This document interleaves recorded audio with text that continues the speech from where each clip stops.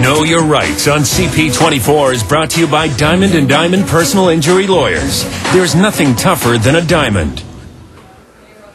Welcome back live at noon. Well, as we said in the intro, those Liberals have their ads out. Amanda Alvaro, she's a communications expert with Narrative Advocacy Media. You know all about ads and strategies. Thanks for being here. Thank you for having me. Let's just take a look at this first ad. We'll all take a look together, and then you'll tell us what they're trying to achieve. Let's just take a look at that one, Amanda.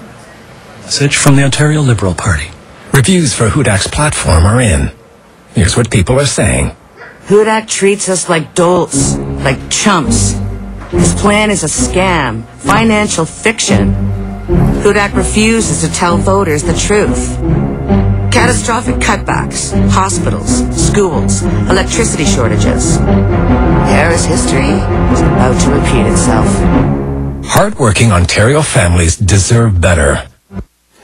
Well, so, Amanda, do hardworking Ontario voters deserve better? I mean, is that an effective ad? It's pretty tough. Yeah, I think it's a tough ad. I mean, you just had Ben on. He was talking about Harry Potter and the blockbusters this summer. If that ad is any indication, the Ontario election is going to be worth watching just for that.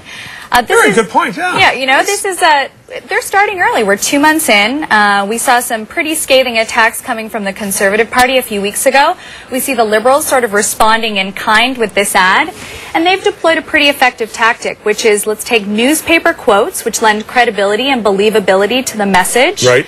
And so instead of saying it themselves, they're using the credible messages that you find in newspaper. But this will be the first round of kind of contrast ads that we're seeing from the Ontario Liberals.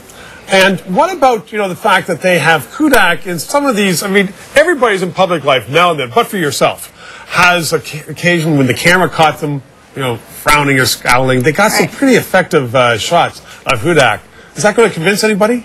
You know, I don't know that I've ever seen a contrast ad that hasn't used some kind of slightly unflattering shot. I don't think they've taken it so far. You'll remember ads years ago that took a real crack at Jean Chrétien. Those ads were determined to have gone way too far. Yeah. I don't think the Liberals have crossed the line in any way on this particular ad. So do you think, okay, so they're making the point, they're saying that the platform the Tories have is incredible, is unbelievable, in the best sense of the word.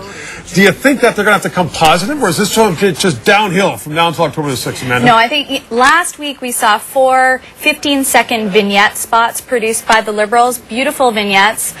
They were talking about the record and some of the most highlighted, popular, desirable aspects of the record, things that really matter to families, full-day kindergarten, newborn screening, wait times. So they've come out with the positive messages that have this subtle reference which says what might be at stake heading into this next election and a change in government, and now they're coupling it with this contrast against Hudak. It's very subtle. Now, what about one of the other subtleties is that they have the good things, yes, they have the bad Hudak. Where's McGuinty in all this, Amanda? We haven't seen him yet. Well, it's a pretty cardinal rule that if you're going to go out with a contrast or negative ad, you don't want to have your leader kind of front and center in that ad. So that would be very typical.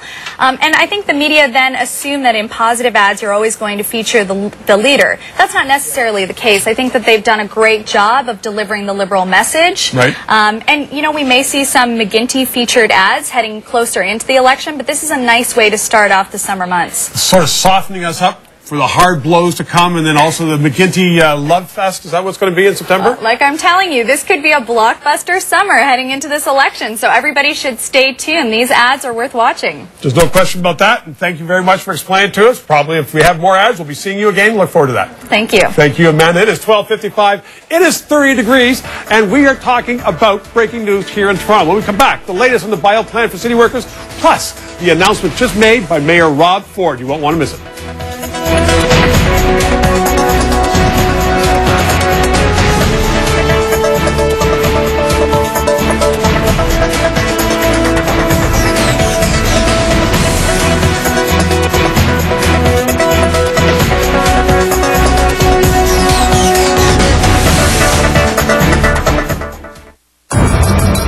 Developing system heading towards Toronto. Heavy rain and gusty winds will arrive.